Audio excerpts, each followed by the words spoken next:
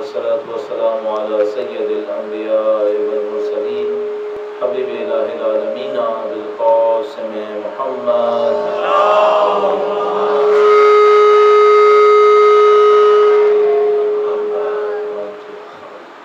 وعلى آله الطيبين الطاهرين سيما بقية الله في الأراضين.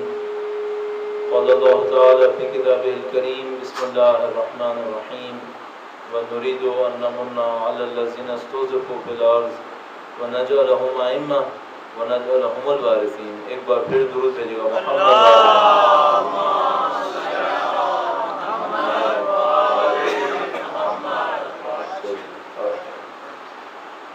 محترم مبارک رمضان جس کو خدا تعالیٰ نے رحمت اور مغفرت کا مہینہ قرار دیا ہے. انزل فیہ القرآن جس کے اندر قرآن کریم کا نزول ہوا ہے اور وہ قرآن جو یہدی للتی ہے اقوم قرآن کریم کے جو سیدھے راستے پر چلنے والوں کو ہدایت دیتا ہے. اس ماہ مبارک کے اندر آپ موجود ہیں. اللہ کی دی ہوئی ایک سعادت ہے جو ہمارے پاس ہے. چند دن جو بہت تیزی سے گزر جائیں گے. اگر آپ ہر سال کو یاد کریں تو ابتدائی ماہ مبارک رمضان میں یہ ہمیشہ ہوتا ہے کہ اب مہینہ شروع ہوا ہے اور اس کے چند دنوں کے بعد ایک روٹین بنے گا اور اس روٹین کے بعد چند دن اور گزریں گے شب قدر اور اس کے بعد آپ عید کی تیاری کر رہے ہوں گے اور وہ مہینہ اسی طریقے سے گزر جائے گا. ہم سب کو معلوم ہے کہ روٹین یہی ہے کہ مہینہ آئے گا اور مہینہ چلا جائے گا اور جو کچھ ہونا چاہیے تھا وہ یہ کہ یہ مہینہ آئے ہم اس کی برکتوں سے فائدہ اٹھائیں اور برکتوں سے فائدہ اٹھانے کے بعد جب اس مہینے کو الوداع کہہ رہے ہوں تو ہمارے اندر کوئی سبسٹینشیل چینج آئے گی, کوئی تبدیلی آئے گی. اب یہاں پر ممکن ہے کہ ہم اپنے آپ کو ایک طرح سے مطمئن کر لیں کہ وہ تبدیلی آتی ہے لیکن ہمیں پتہ نہیں ہے. اس کے اوپر گفتگو کر لینی چاہیے. کیا ایسا ہوتا ہے کہ اللہ کی راہ پہ ہم لوگ چل رہے ہوں اور چلتے چلتے آگے بڑھ رہے ہوں اور ہمیں پتہ ہی نہ چلتا ہو کہ ہم اللہ کی راہ پہ چل رہے ہیں یا کسی اور راستے پہ چل رہے ہیں, آگے بڑھ رہے ہیں یا اپنی جگہ پہ کھڑے ہوئے ہیں. کوئی ممکن ہے کہ کیا کبھی ایسا ہوتا ہے کیا؟ تو میرا سوال بھی بنیادی طور پر ایسا ہی ہے.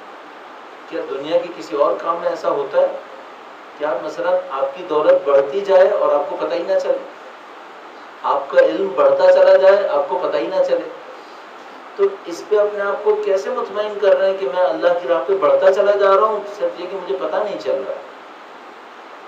کیا دنیا میں کسی اور کام میں ایسا ہوا ہے کیا؟ ظاہر کہ نہیں ہوتا. اگر دولت بڑھتی ہے تو پتہ چلتا ہے کہ ہاں دولت بڑھی ہے, آپ کو پتہ چلتا ہے, آپ کو دیکھنے والوں کو پتہ چلتا ہے کہ ہاں بھی 4 پیسے اس کے ہاتھ میں زیادہ آ گئے. اگر آپ کی شہرت بڑھ رہی ہوتی ہے تو آپ کو پتہ چل جاتا ہے کہ ہاں بھی میری شہرت بڑھ رہی ہے. دنیا کی تمام چیزوں میں آپ کو پتہ چل جاتا ہے کہ کچھ اضافہ ہوا ہے یا کچھ نقصان ہوا ہے. کیا یہ کہہ سکتے ہیں کہ اللہ کی راہ میں ہم لوگ چل رہے ہوتے ہیں, مسلسل آگے بڑھ رہے ہوتے ہیں, ہر رمضان میں ہماری معنویت بڑھ رہی ہوتی ہے, صرف یہ کہ ہمیں پتہ نہیں چلتا ہے؟ میرا اپنے خیال ہے کہ ایسا نہیں ہونا چاہیے. حقیقت یہ ہے کہ ایسا نہیں ہونا چاہیے. اگر ہماری معنویت بڑھ رہی ہوگی تو ہمیں پتہ چلے گا, اور اگر ہماری معنویت کم ہو رہی ہوگی اس کا بھی خدا نہ کرے نعوذ باللہ اگر ایسا ہو تو ہمیں پتہ چلے گا. تو ابھی بالکل ابتدائی ماہ رمضان کے اندر ان پیرامیٹرز کے اوپر تھوڑی سی گفتگو کر لیتے ہیں. اگر ہم اللہ کے راستے پہ آگے بڑھ رہے ہوئے تو کیا تبدیلی آئے گی, اور اگر خدا نہ کرے وہیں پہ کھڑے ہوئے لیفٹ رائٹ کر رہے ہیں یا نعوذ باللہ پیچھے ہٹ رہے ہیں تو کیا تبدیلی آ جائے گی؟ درود بھیجیے گا محمد والے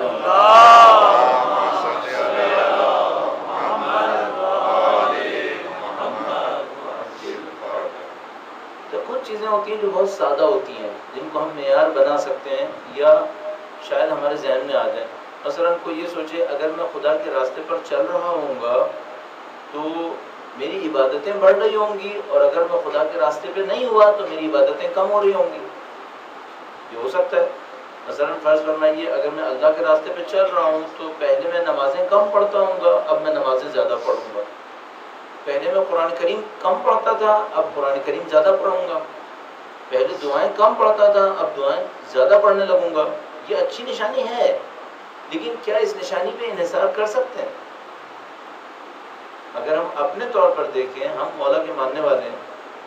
مولا کے دشمنوں میں کچھ لوگ ایسے تھے جو صبح سے رات تک روزہ رکھتے تھے اور رات سے صبح تک اللہ کی بندگی کرتے تھے اپنی دانست میں، خوب روتے تھے، خوب قرآن پڑھتے تھے، خوب نمازیں پڑھتے تھے، صرف ایک مسئلہ تھا، سب جہنمی تھے، جنت میں نہیں تھے۔ یہ کیا مشکل ہے؟ کیا اس کا مطلب کیا ہے؟ اس کا مطلب یہ اس سادہ بات کو اعتبار کی نظر سے نہیں دیکھا جا سکتا۔ صرف میری عبادتیں بڑھ رہی ہوں، مثلا پہلے میں کم نمازیں پڑھتا تھا، اب زیادہ پڑھ رہا ہوں، تو اس کا مطلب یہ میں اللہ کے راستے پہ آگے چلا گیا ہوں؟ نہیں، کوئی گارنٹی نہیں۔ پہلے میں کم قرآن کریم پڑھتا تھا، اب زیادہ پڑھ رہا ہوں، اس کا مطلب ہے راستے پہ آگے چلا گیا؟ میں کہہ رہا ہوں گارنٹی نہیں ہے۔ کیوں؟ بہت سارے لوگ تھے جو ہم سے زیادہ کر رہے تھے اور وہ اللہ کے راستے پہ نہیں تھے۔ بس یہ سادہ ترین معیار، اس کو ہم بہت زیادہ اعتبار کی نظر سے نہیں دیکھ سکتے۔ البتہ اگر خدا کی راہ پر بڑھے تو یہ ہوگا، یعنی میں یہ کہنا چاہ رہا ہوں، کوئی یہ نہ سمجھے کہ اس کا مطلب ہے جب یہ ہوا تو اس کا مطلب ہے میں اب اللہ کے راستے پہ نہیں ہوں۔ نہیں، اگر کوئی اللہ کے راستے پر بڑھا تو یہ چیز خود بخود ہو جائے گی، لیکن اس پر انحصار نہیں کر سکتے، کیونکہ ممکن ہے ایسا ہو رہا ہو اور پھر بھی ہم اللہ کے راستے پر نہ ہو۔ صحیح ہے؟ بس اس کا مطلب کیا ہے؟ اگر کسی کے اندر یہ نہیں ہو رہا ہے، یعنی اس کی عبادتیں نہیں بڑھ رہی، اس کی تلاوت قرآن کریم نہیں بڑھ رہی، اس کی دعائیں نہیں بڑھ رہی، اس کو ان چیزوں سے مزہ ہی نہیں آ رہا ہے، اس کا مطلب ہے یہ تو قطعاً اپنے بارے میں دوبارہ سوچ لے کہ یہ ہو کیا رہا ہے، مجھے کیوں یہ نہیں مل رہا جبکہ یہ مل جانا چاہیے تھا۔ صحیح ہے؟ بس کوئی یہ نہ سمجھے کہ میں یہ کہہ رہا ہوں اس کے بغیر کچھ ہو جائے گا، نہیں، یہ قطعی حصہ ہے، یہ تو یقیناً ہونا چاہیے، لیکن اس پر انحصار نہیں کر سکتے۔ اس سے بڑھ کر ایک مرحلہ عرض کرتا ہوں آپ کی خدمت میں، قرآن کریم کی ایک اصطلاح کو استعمال کرتے ہوئے، درود بھیجے گا محمد وآل محمد۔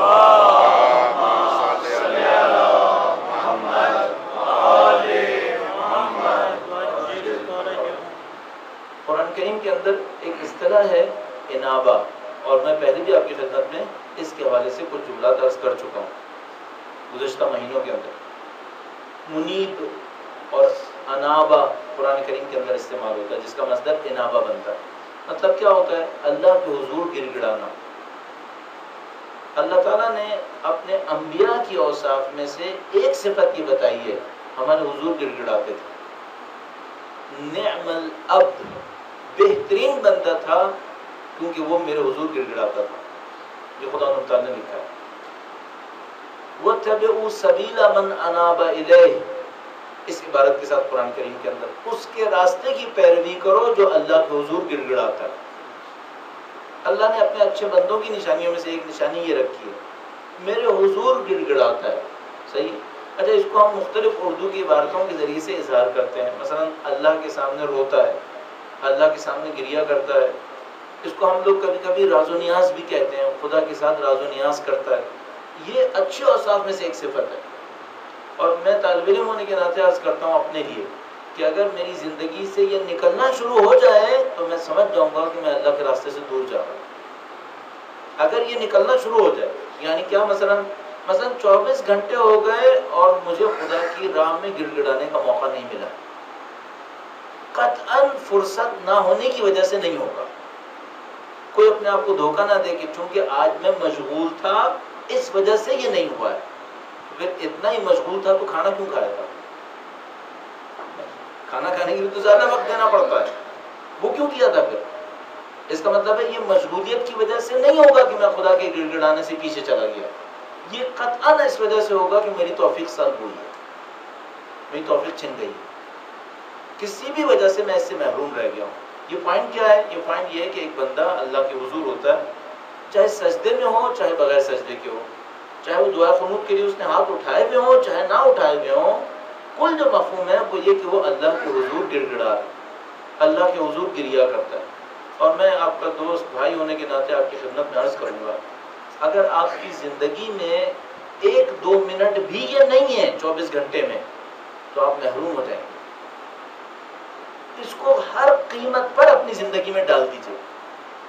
ممکن ہے شروع میں تو یہ سمجھ میں ہی نہیں آتا کہ گریہ کرنا کس بات کے اوپر ہے، ہمیں سمجھ میں ہی نہیں آتا ہم نے کہنا کیا ہے۔ کوئی بات نہیں، یہ شروع میں ایسے ہی ہوگا، شروع میں شاید مجھے سمجھ میں نہ آئے کہ میں خدا سے کیا کہوں تو گریہ کروں، کیوں گریہ کروں، ممکن ہے سمجھ میں نہ آئے، لیکن تھوڑا سا اس کے اوپر توجہ دینا شروع کر دوں، وہ یہ کہ مجھے بہرحال خدا سے رابطے میں رہنا ہے، میرے کچھ گناہ ہیں جن کو میں نے خدا سے بخشوانا ہے، خدا نے میرے اوپر کچھ عنایات کی ہیں، مجھے اس کا شکریہ بجا لانا ہے. خدا میرے کچھ اسرار سے، میری کمزوریوں سے واقف ہے، مجھے اس خدا کا شکر کرنا ہے کہ اس نے ان کمزوریوں کو چھپا کے رکھا ہوا ہے. کسی بھی عنوان کو لے لیجیے، لیکن آپ کی زندگی میں قطعاً یہ ہونا چاہیے، 1-2 منٹ کے لیے ہی کیوں نہ ہو. اب آپ کس موقع پر اس کام کو کریں یہ آپ خود تلاش کر لیجیے. کوئی بھی موقع ایسا نکالیے جو اس میں آپ تھوڑا سا تنہائی میں ہو اور اللہ کے حضور اپنے لیے اپنی طرف سے اس کام کو انجام دے سکیں. کیا میں اس کو علامت بنا سکتا ہوں کہ اگر میں یہ کر رہا ہوں تو اس کا مطلب ہے میں خدا کے راستے پر آگے بڑھ رہا ہوں؟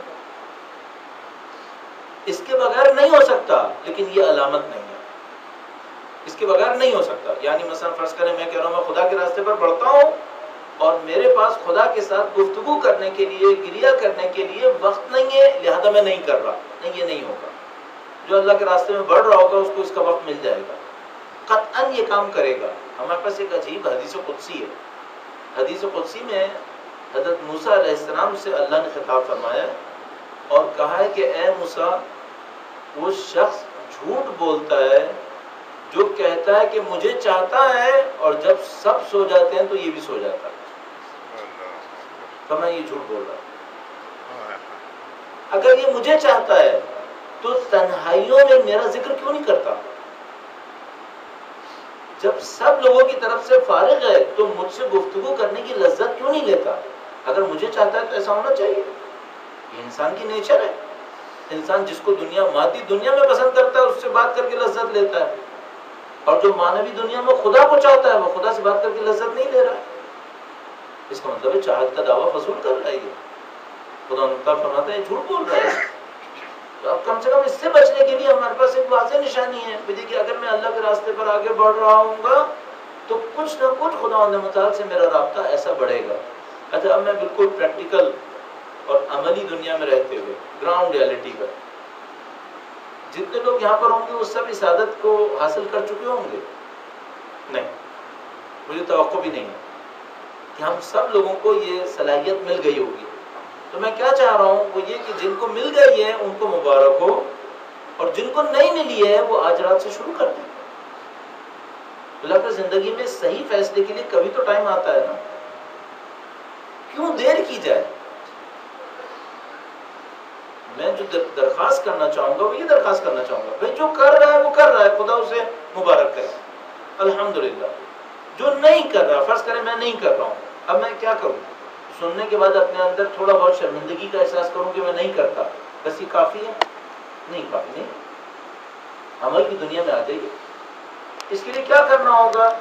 ذرا سی زحمت ہے کہ آپ تنہائی کا کوئی بھی وقت نکال دیجیے اور تنہائی کا وقت نکال کر خدا متعال سے جو آپ کے دل میں آتا ہے کہنا شروع کر دیجیے. جو آپ کے دل میں آئے. اچھا، کیا اللہ سے بات کرنے کے لیے ضروری ہے کہ عربی میں کی جائے؟ کس نے کہا؟ اردو میں کریں. میں پھر عرض کروں گا، کوئی ممکن ہے کہے کیا کہوں اللہ سے؟ میں کہتا ہوں پہلے مرحلے میں یہی کہہ دوں کہ خدا میں اتنا گناہ گار ہوں، مجھے یہ بھی نہیں پتا مجھے تجھ سے کیا کہنا. یہی کہہ دو خدا میں زندگی کے 40-50 سال گزر گئے، میں تجھ سے دور تھا، 50 سال بعد تیرے پاس آیا، بدبخت 40 سال میں نے ضائع کیا. یہ کیا؟ اس کی کہنے میں کیا جا رہا ہے؟ مکالمہ کریں. اللہ سے مکالمہ ہونا چاہیے، چاہے 2 منٹ کا ہی کیوں نہ ہو. اس کی برکت ہے. اچھا، میں پھر کہوں گا کیا اس کو نشانی بنا لوں کہ جب میں مکالمہ کرنے لگوں تو میں اللہ کے راستے پر ہوں، جب میں نہ کروں تو دور ہوں، نہ کروں تو دور ہوں، لیکن کروں تو اللہ کے راہ پر ہوں؟ نہیں، ضروری نہیں. نہ کروں تو دور ہوں، یہ مجھے سمجھ میں آتا ہے. اگر میں بالکل نہیں کر رہا، خدا نے متعال سے کوئی رابطہ نہیں ہے، کوئی راز و نیاز نہیں، کوئی گریہ نہیں ہے، کوئی ملاقات نہیں ہے، اس کا مطلب میں خدا سے دور ہوں. لیکن اگر کر رہا ہوں تو دلیل ہے کہ نزدیک ہوں؟ نہیں، اس کی بھی کوئی دلیل نہیں ہے. کیوں؟ پھر اسی وجہ سے پتہ نہیں کتنے اللہ کی راہ میں گڑ گڑانے والے ہیں. خدا نے متعال ایک روایت کے اندر حدیث قدسی میں ارشاد فرماتا ہے ایک صفت کے بارے میں، اور وہ صفت کیا تھی؟ جو میرے بندوں پہ رحم نہیں کھاتا. ایک بندہ ہے جو دوسرے بندے پہ رحم نہیں کھاتا. فرماتا ہے اگر سجدے میں جائے، اتنا سجدے میں جائے کہ گردن کے مہرے ٹوٹ جائے، تب بھی نہیں بخشوں گا. میرے بندوں پہ رحم کیوں نہیں کرتا؟ عجیب روایت ہے. فرمایا سجدے میں جائے، اتنا سجدے میں جائے کہ گردن کے مہرے ٹوٹ جائیں، اب بھی رحم اس کو نہیں بخشوں گا. کیوں؟ اگر اس کو بخشش چاہیے میرے بندوں پر رحم کیوں نہیں کرتا؟ حقوق العباد کی اتنی اہمیت ہے. بس یہ دنیا ایسی نہیں ہے کہ ہم اپنی من مانی سے اللہ کی بندگی میں سے کوئی ایک پوائنٹ لے کر آگے بڑھنا شروع کر دیں اور اس کے بعد کیا میں اسی پوائنٹ سے جیت گیا. نہیں، ایسا نہیں ہوگا. یہ اللہ کا نظام ہے، اس کو پورا لے کے چلنا پڑے گا. بس اگر میں چاہتا ہوں کہ میں دیکھوں اللہ کے راستے پر ہوں یا نہیں ہوں، تو مجھے انابہ چاہیے، مجھے گریہ وزاری چاہیے. لیکن کیا اتنا کافی ہے؟ میں نے عرض کیا نہیں، کافی نہیں ہے. اس کے پیچھے ایک اور بہت بڑی علامت ہے. اگر وہ حاصل ہو تو اطمینان کر سکتے ہیں کہ ہاں اب بندگی پر وہ میں آپ کی خدمت میں عرض کرنا چاہ رہا ہوں. درود بھیجیے گا محمد وعلی محمد.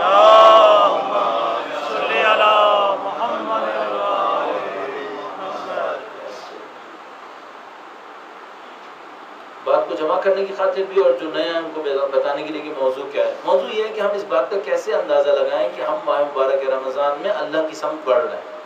کیونکہ پچھلے سال بھی ماہ رمضان آیا تھا اور چلا گیا تھا، کہیں ایسا نہ ہو کہ اس دفعہ بھی آیا اور چلا جائے ہمیں پتہ ہی نہ چلے. تو ہم نے کہا کہ کیا عبادت کے بڑھنے کو نشانی رکھ سکتے ہیں؟ ہم نے کہا عبادت کے بڑھنے کو نشانی نہیں رکھ سکتے، گرچہ عبادت کے بغیر اللہ کا قرب حاصل نہیں ہو سکتا. عبادت کے بڑھنے کو نشانی نہیں رکھ سکتے کیونکہ وہ خوارج بھی بہت عبادتیں کرتے تھے. پھر ہم نے دوسرا پوائنٹ دیا کہ انابہ، اللہ کے حضور گریہ کرنا، اس کو علامت رکھ سکتے ہیں. ہم نے کہا اس کے بغیر گزارا نہیں ہے، اس کے بغیر کوئی اللہ کے راستے پہ نہیں چل پائے گا. لیکن یہ نشانی نہیں ہے کیونکہ انابہ کرنے والے بھی کچھ لوگ تھے جنہوں نے مقام کو حاصل نہیں کیا. یہاں تک کہ قرآن کریم کسی گروہ کے بارے میں بیان کرتا ہے کہ یہ اللہ کے حضور انابہ کرتے ہیں اور جب اپنی مشکل سے نکل جاتے ہیں تو خدا کا کفر اختیار کرتے ہیں. تو ایک طرف سے انابہ کرتے ہیں، اللہ کے حضور گریہ کرتے ہیں، لیکن جیسی مشکل حل ہوتی ہے کفر اختیار کرتے ہیں. تو یہ بھی ممکن ہے. لیکن میں نے کہا تیسرا ایک پوائنٹ ہے، اس کو ہم علامت بنا سکتے ہیں. وہ کیا ہے؟ وہ یہ ہے کہ میری زندگی سے اللہ کی نافرمانی ختم ہو جائے. ہاں، یہ اچھا پوائنٹ ہے. میں نے اپنی زندگی سے اللہ کی مخالفت نکال دی ہے. یہ اچھا پوائنٹ ہے بندگی. اس پر میں کہہ سکتا ہوں کہ ہاں اب میں اللہ کے راستے پر پڑھ رہا ہوں، میں تلاوت قرآن زیادہ کر رہا ہوں، نماز پڑھ رہا ہوں. اس کو میں بتا رہا ہوں ضروری ہے لیکن علامت نہیں ہے. میں گریہ زیادہ کرتا ہوں، ضروری ہے، علامت نہیں ہے. ہاں اگر میں یہ کہہ سکوں میری زندگی سے اللہ کی مخالفت نکل گئی ہے، ہاں یہ علامت ہے. اب اس کا مطلب یہ ہے کہ ہاں میں راستے پر. اچھا، اب یہ وہ کام ہے جو مشکل کام ہے. بھئی آپ ایک آدمی سے کہیں کہ تم اپنی ساری زندگی کے گناہ کرتے رہو اور 3 وقت 5 وقت نماز پڑھ لیا کرو، وہ کہے گا ہاں یہ بہت ہی اچھا راستہ ہے، تو میں کر لوں گا. ابو سفیان ابو لہب نے اللہ کے رسول سے کہا تھا کہ ہم سے جو تم کہو ہم کرنے کو تیار ہیں، صرف بت پرستی مت چھوڑواؤ، باقی جو تم کہو ہم کرنے کو تیار ہیں. کیا مطلب تھا اس کا؟ کہ تم کہو گے روزہ رکھو نا، ہم رکھ لیں گے. تم کہو نماز پڑھو، ہم نماز پڑھ لیں گے. لیکن تم یہ کہہ رہے ہو یہ بت میرے پاس سے نکل جائے، یہ میں نہیں کر سکتا. ہم لوگوں کے ساتھ بھی یہی ہو رہا ہے. ہم اللہ سے کہہ رہے ہیں خدا ہے تیرا رمضان کا مہینہ آ جائے، ہم روزے رکھیں گے، کوئی مسئلہ نہیں، وہ بھی رکھ لیں گے. زیادہ سے زیادہ یہ ہوگا کہ سارے دن سوتے رہیں گے، اسی میں گزار لیں گے، زندگی گزر ہی جائے گی. تو کہتا ہے نماز پڑھو، وہ نماز بھی پڑھ لیں گے، بلاخر 10 منٹ 15 منٹ کہیں نہ کہیں سے جوڑ توڑ کے نکال ہی لیں گے، پڑھ ہی لیں گے. اب تو کہہ رہا ہے کہ زندگی سے مخالفت بھی نکال دو. اب یہاں مارکا کرنا پڑتا ہے. یہاں مارکا کیا ہے؟ یہاں جو سب سے بڑی رکاوٹ ہے وہ نفس کی خواہشات. اب اصلی جنگ شروع ہوتی ہے. وہ یہ کہ جتنے بھی گناہ ہیں ان کو نکالنے کی جب کوشش کرتا ہے انسان، اب اس کے سامنے 2 راستے آتے ہیں. اپنی ہوا و ہوس پہ چلنا ہے یا خدا کی بندگی پہ چلنا ہے. آج کا مسلمان کیا کر رہا ہے؟ وہ کہہ رہا ہے میری ہوا و ہوس میں اور بندگی میں ٹکراؤ نہیں ہے، دونوں کو لے کے چلوں گا. ابھی آپ نے مارکا دیکھ لیا پاکستان کے اندر کہ جو گناہ میں غرق ترین لوگ ہیں وہ یہ کہہ رہے ہیں ہم اللہ کی بندگی میں تم سے زیادہ آگے ہیں. کسی کو حق نہیں ہے کہ وہ کہے کسی گناہ آلود سے کہ تو خدا سے دور ہے، یہ نہیں کہہ سکتے ہم. لیکن گناہوں کو ساتھ لے کر چلتے بھی رہیں اور یہ بھی دعویٰ کرتے رہیں کہ ہم بندگی میں آگے ہیں، یہ مناسب ہے. خدا نہ کرے ہم بھی اسی مصیبت میں مبتلا نہ ہو رہے ہوں. ایک طرف سے سارے گناہ بھی چلتے رہے اور دوسری طرف سے ہمارا یہ دعویٰ بھی چلتا رہے کہ ہم بندگی میں آگے ہیں. اگر خدا نہ کرے ایسا ہوا تو کیا ہوگا؟ اگلی چند نسلوں کے اندر یہ دین نعوذ باللہ ختم ہو جائے گا. کیوں؟ ان گناہوں کے ساتھ اس دین کے اثرات نہیں آئیں گے. جب دین کے اثرات نہیں آئیں گے تو کوئی وقت آئے گا جب ہماری اولادیں ہم سے کہیں گی جس دین کا اثر نہیں ہے اس کو لے کے چلنے کا فائدہ کیا ہے پھر.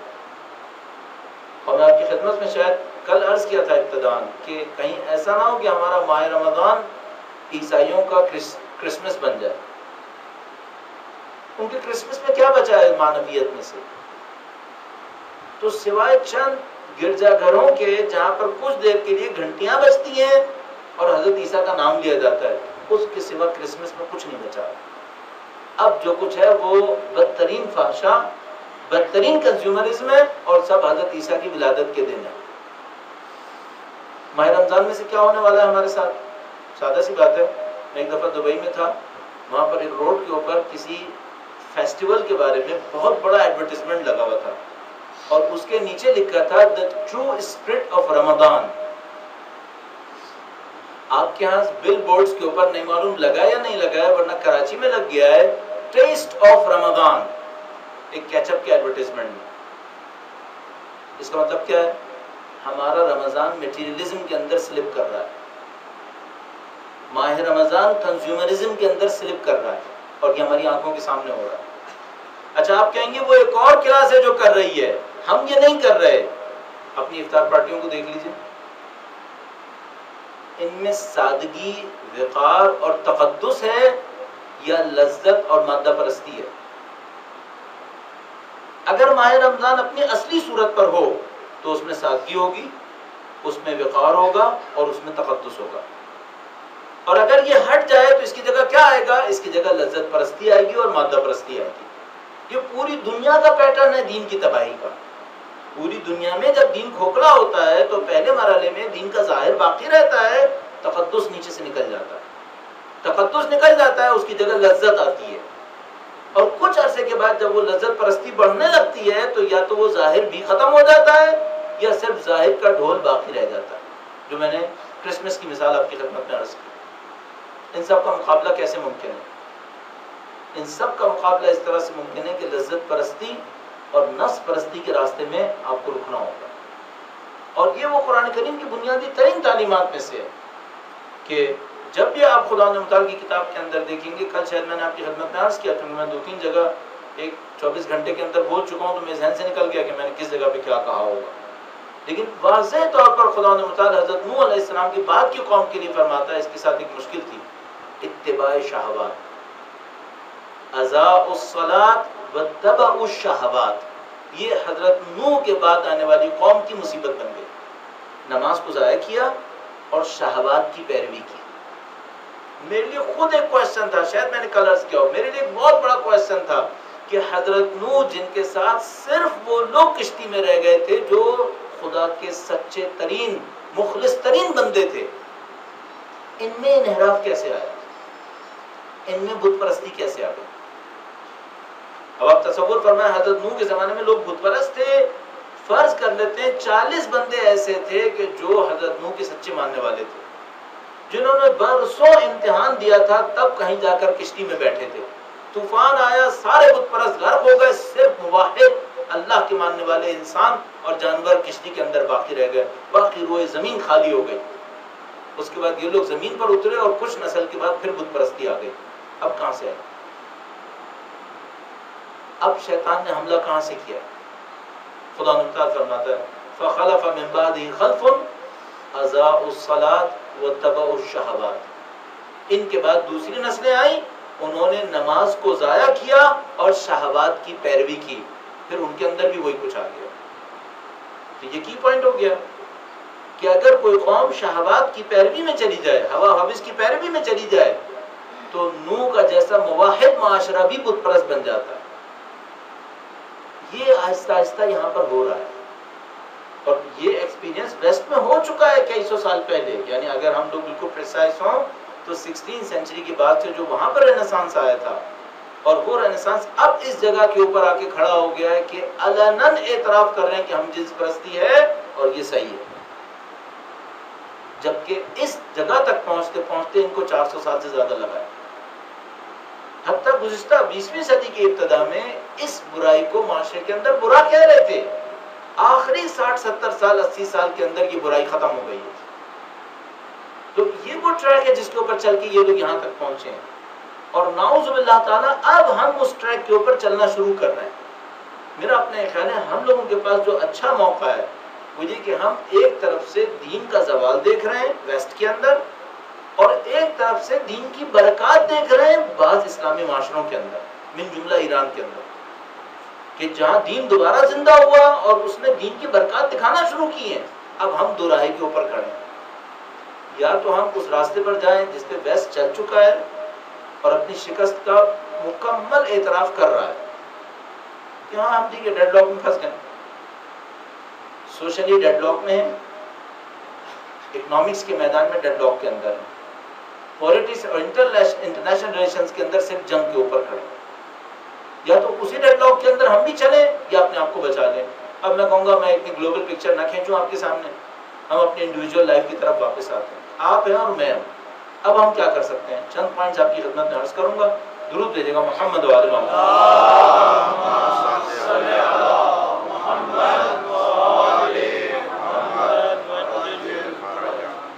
سادہ سے کام سے شروع کر لیجیے۔ آپ ماہ مبارک رمضان کی مثال کے طور پر آج دوسرے دن پر تھے، دوسرا دن ختم ہوا، چند دن باقی ہیں آپ کے سامنے۔ اپنی زندگی میں سے ایک اللہ کی مخالفت کم از کم انتخاب کر لیجیے کہ بھئی یہ اللہ کی مخالفت مجھ سے ہو رہی ہے، اس کو مجھے ختم کرنا ہے۔ 28 دن اس کے اوپر محنت کرنا، ایک مخالفت لے لیجیے کوئی۔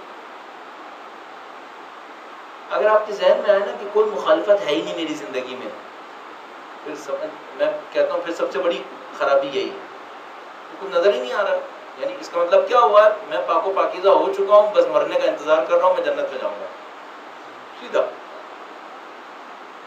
اللہ کرے کہ ایسا ہو جائے، اللہ کرے کہ ایسا ہو جائے، اور سب ایسی مقام پر پہنچ جائیں کہ جب ساری برائیاں ختم ہو چکی ہوں اور صرف آگے بڑھنے کی دیر باقی رہ گئی ہے۔ لیکن معمولاً ایسا ہوتا نہیں، معمولاً خرابیاں رہ جاتی ہیں۔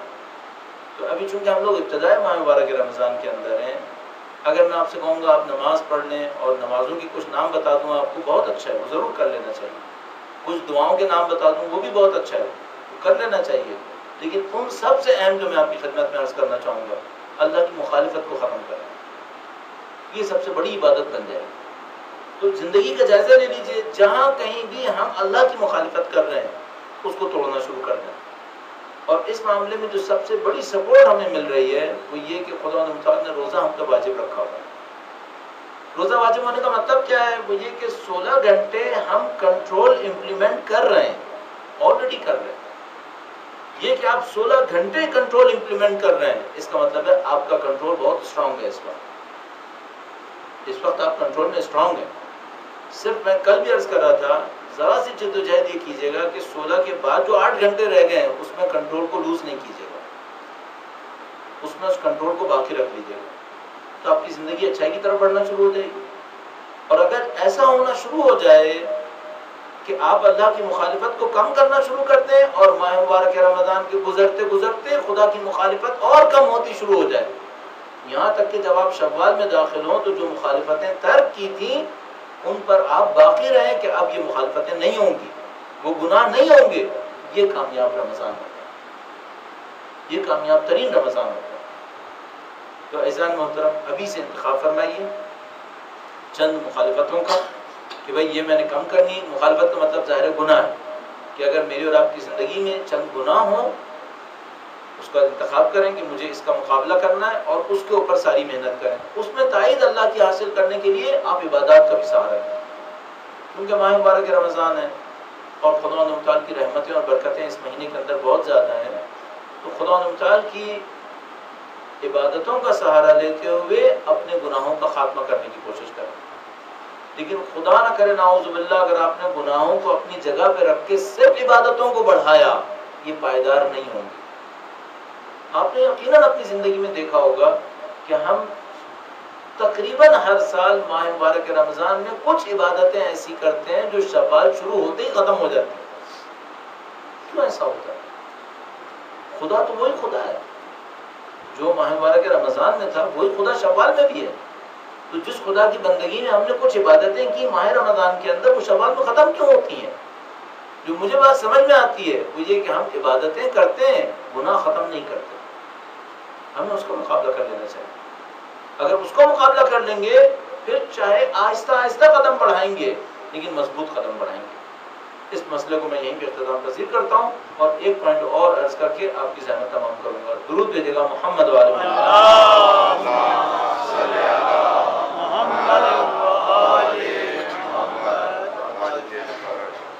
ہم نے ڈیولپمنٹ کے لیے 3 پوائنٹس عرض کیے. نمبر 1 عبادتوں کو بڑھانا. ہم نے کہا اچھا ہے لیکن اس سے بڑی علامت موجود ہے ہمارے پاس. نمبر 2 یہ تھا کہ میں اللہ کے حضور گریہ و زاری کو بڑھاؤں. ہم نے کہا یہ بھی اچھی چیز ہے لیکن اس سے بڑھ کر ایک اور علامت ہے. تیسرا پوائنٹ یہ تھا کہ میں اپنی جو اللہ کے حضور مخالفتیں اور گناہ ہیں ان کو کم کرنے کی کوشش کروں. ہم نے کہا یہ زیادہ امپورٹنٹ ہے. بس ہمارا جو قانون بنتا ہے وہ قانون اس طرح سمرائز ہوتا ہے. میں اللہ کی راہ میں عبادتوں کو زیادہ بڑھاؤں یا گناہوں کو کم کروں. تو ہمارا جو قانون بنتا ہے وہ یہ کہ عبادتیں بڑھانے کا اثر کم ہے, گناہ کم کرنے کا اثر زیادہ ہے. آج ماہ مبارک کا اصلی زور اس مسئلے کے اوپر لگا. آپ دعاؤں کو بڑھائیں, قرآن کریم کی عبادت کو بھی بڑھائیں, تلاوت کو بھی بڑھائیں, لیکن اصلی جو کام کریں وہ یہ کہ ترک گناہ کے اوپر محنت کریں, اس کے اوپر محنت کریں. اس کے لیے ہمت کہاں سے حاصل کریں؟ اس کے لیے ہمت حاصل کریں دعاؤں کے ذریعے سے. عجیب ایک روایت ہے ہمارے پاس, آپ جانتے ہیں ماہ مبارک رمضان ہے اور ماہ مبارک رمضان کے اندر سب لوگ مختلف دعائیں کر رہے ہوں گے. جب شب قدر آئے گی تو پھر دعاؤں کی ایک لسٹ ہوگی. مجھے سمجھ میں نہیں آتا لوگ اس کو کس طرح سے دیکھ رہے ہوتے ہیں. تو وہ ایک بہت بڑی لسٹ اس کے ذہن میں ہوتی ہے, وہ ساری دعائیں ایک ایک کر کے مانگ رہا ہوتا ہے, خدا یہ بھی چاہیے, یہ بھی چاہیے, یہ بھی چاہیے, اس طرح کر کے اپنے ذہن میں سوچ رہا ہوتا ہے. صحیح.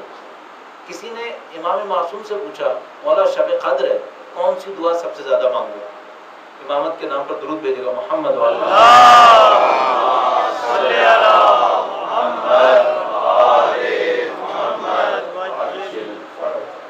اس نے کہا مولا شب قدر ہے, ظاہر بہت ساری دعائیں, میں نے بتایا پوری لسٹ ہے, گھر بھی چاہیے, یہ بھی چاہیے, وہ بھی چاہیے, بہت بڑی لسٹ ہے, میں اللہ سے کیا مانگوں؟ امام نے فرمایا اللہ سے مانگو کہ تمہاری گردن کو آتش جہنم سے نجات دے. سب سے پہلے یہ مانگو. فقا کا رقبتی من النار, سب سے پہلے خدا سے مانگو تمہاری گردن کو آتش جہنم سے نجات دے. کیا مطلب اس کا؟ یعنی میں نے گناہ کیے ہوئے ہیں, ان گناہوں کے بوجھ سے میں آزاد ہوتا ہوں. کیوں؟ اس کی وجہ یہ ہے کہ جب تک ان گناہوں کا بوجھ ہے میری کوئی معنوی ترقی نصیب نہیں ہوگی. گناہوں سے معافی مل جائے ایک دفعہ گناہوں سے معافی مل جائے, اور یہ اہم ترین کاموں میں سے ایک کام ہے. تو آپ اس ماہ مبارک رمضان کے اندر اس مسئلے کے اوپر سب سے زیادہ اصرار کر لیجئے, اور وہ یہ ہے کہ جو گزشتہ گناہ ہیں ان سے معافی مل جائے اور زندگی میں جو ہماری خدا کی مخالفتیں ہیں وہ ختم ہو جائیں. اس کو بس اس نوٹ کے اوپر ختم کروں گا. ممکن ہے کوئی شخص یہ کہے کہ ہمارا معاشرہ دسیوں مشکلات میں مبتلا ہے, ہمارے خاندان دسیوں مشکلات میں مبتلا ہے, کیا ہمارے پاس اس سے زیادہ اہم ڈسکشن نہیں ہے؟ مثال کے طور پر پاکستان میں فقر اور غربت کا جو عالم ہے وہ آپ کے سامنے ہے. پاکستان میں انسیکیورٹی کا جو عالم ہے وہ آپ کے سامنے ہے. پتہ نہیں ہمارے کتنے سماجی مسائل ہیں. مثلا ہمارے معاشروں کے اندر طلاقیں بڑھ رہی ہیں, ہمارے معاشرے کے اندر اعزہ اقربا کی دلوں کی محبتیں کم ہو رہی ہیں. اعزہ اقربا تو دور کی بات ہے, اولاد اور والدین کے درمیان محبتیں کم ہو رہی ہیں. تو ممکن ہے کوئی یہ کہے اتنے ڈھیر سارے اہم موضوعات موجود ہیں, ان کو چھوڑ کر ہم اس کے اوپر کیوں اتنا اصرار کر رہے ہیں؟ صرف ایک وجہ سے, ان سب کی جڑیں بھی یہیں پہ لگی ہوئی ہیں. اگر خدا کی مخالفت چھوڑ دیں یہ سب چیزیں آسان ہو جانی ہیں. خدا کی مخالفت چھوڑیں. کیوں؟ یہ پوری کائنات خدا نے اپنے ارادے پہ بنائی ہے, ہم اس کے ارادے کے خلاف چل کر اس کائنات میں کامیابی نہیں لے پائیں گے. یہ اس کے ارادے پہ بنی ہے. بس یہ سب چیزیں بگڑنا شروع ہو جائیں گی اگر اس کی معصیت ہوتی رہی, اور یہ سب چیزیں بہتر ہو جائیں گی اگر اس کی اطاعت ہونا شروع ہو. بس اگر آپ کو خاندان کے مسائل حل کرنے ہیں, دلوں کی محبتوں کو بڑھانا ہے, حتیٰ معاشرے کو صحیح کرنا ہے, بلکہ حتیٰ اس سے بڑھ کر کسی عارف سے کسی نے مزاحن پوچھا, ایک عارف تھے اللہ والے, عبادت گزار, پرہیزگار, متقی, کسی ٹیلی ویژن انٹرویو میں وہ آئے, ان سے کسی نے پوچھا کہ اب بالکل کہاں سے کہاں بات ہو گئی. وہ کوئی عارف ہے, بزرگوار ہے, اس سے پوچھا کہ دنیا میں بہت بڑا اقتصادی کرائسس آیا ہوا ہے, اکنامک کرائسس آیا ہوا ہے, اس ڈپریشن اور کرائسس کو ریزالو کرنے کے لیے آپ کے پاس کیا نسخہ ہے؟ کوئی ربط ہے دونوں کا؟ ایک بندہ خدا عارف زاہد ہے، عابد ہے، اس سے آپ کہہ رہے ہیں وال اسٹریٹ کے اندر جو ہے وہ اسٹاک ایکسچینج کا انڈیکس جو ہے وہ نیچے جا رہا ہے، اس کو کیسے بیلنس کریں گے؟ انہوں نے کہا ہاں میرے پاس حل ہے۔ تو اس نے کہا کیا حل ہے؟ کہنے لگے ایک دوسرے کے خلاف برائی کرنا بند کر دو، تمہاری اقتصادی حالت اچھی ہو جائے گی۔ ایک دوسرے کے خلاف سازشیں کرنا بند کرو۔ یہ جو تم لوگوں نے ایک دوسرے کے خلاف نفرتیں کی ہوئی ہیں، اس کی وجہ سے تمہارے رزق کی برکت ختم ہو گئی ہے۔ اسے صحیح کرو، خدا تمہاری رزق کی برکتوں کو واپس دے دے گا۔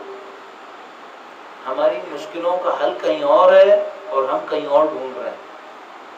اصل حل کہاں پر ہے؟ اصل حل اللہ کی اطاعت میں۔ اگر وہ نصیب ہوگی باقی سب حل ہوگا، اور اگر اس کو اوائڈ کرنا چاہتے ہیں کسی بھی وجہ سے تو پھر آپ سائیکیٹرسٹ کے پاس جائیں، سوشیولوجسٹ کے پاس جائیں، یہ مشکل حل نہیں ہوگی۔ ہمیں اس کو یہاں پہ حل کرنا پڑے گا۔ ماہ مبارک رمضان اچھا وقت ہے، خدا سے دعا کرتے ہیں اے پاک پروردگار اس مہینے کا واسطہ، اہل بیت اطہار علیہ السلام کی نورانیت اور کتاب خدا کی نورانیت کا واسطہ اس قلیم کو ہم سے قبول فرما۔ اے پاک پروردگار ماہ مبارک رمضان ماہ قرآن کریم ہے، قرآن کریم کی نورانیت اس کے علم کو حاصل کرنے کی سعادت نصیب فرما۔ اے پاک پروردگار تو نے رحمت اور مغفرت کا وعدہ کیا اس کی شبوں کے اندر۔ اے پاک پروردگار ماہ مبارک کی شب ہے، اہل بیت اطہار علیہ السلام کے ذکر کی جگہ ہے، ان کی نورانیت کے صدقے میں ہمارے مرحومین کے تمام گناہان صغیرہ و کبیرہ کی مغفرت فرما۔ بالاخص چند مرحومین مورد نظر ہیں، ایک مرحومہ مورد نظر ہیں، پاک پروردگار ان کے تمام گناہان صغیرہ و کبیرہ کی مغفرت فرما۔ اے پاک پروردگار تمام دعائیں تیری حجت کے لیے ہیں، پاک پروردگار حجت خدا کا واسطہ ان کے نام کے صدقے میں، ان کے تقدس کے صدقے میں، اے پاک پروردگار ہمیں اور ہماری اولادوں کو دین کی راہ پہ چلنے کی سعادت نصیب فرما۔ اے پاک پروردگار ان کے نام کے صدقے میں ہماری بیماروں کو شفائے عاجل و کامل نصیب فرما۔ کچھ بے گناہ جیلوں کے اندر ہیں، ہم لوگ ظاہر آزادی کے حالت میں نہیں جانتے وہ کس مصیبت سے گزر رہے ہیں۔ اے پاک پروردگار تجھے حجت خدا کا واسطہ، اسرائے کربلا کا واسطہ، جو بے گناہ جیلوں کے اندر ہیں انہیں آزادی اور رہائی نصیب فرما۔ اے پاک پروردگار دنیا محتاج ہے تیری حجت کے ظہور کی۔ اے پاک پروردگار تجھے واسطہ محمد و آل محمد کی مظلومیت کا سید و سردار مولا اور آقا امام آخر الزمان کے ظہور میں تعجیل فرما۔ ہمیں ہماری اولادوں کو ان کے جانثاروں میں قرار فرما، امام کے لشکر کی تعداد میں اضافہ فرما، امام کے دشمنوں کو نیست و نابود فرما۔ تجھے واسطہ محمد و آل محمد کا ہماری زندگیوں کا اختتام دین کی راہ میں شہادت قرار فرما۔ ربنا تقبل منا انک انت السمیع العلیم بجاہ محمد و آلہ الطاہرین۔ اپنے اور ہمارے تمام مرحومین کی مغفرت کے لیے، ایصال ثواب کے لیے، بالاخص مرحومہ مورد نظر کی ایصال ثواب کے لیے ایک سورہ فاتحہ اور 3 مرتبہ سورہ اخلاص کرتے ہیں۔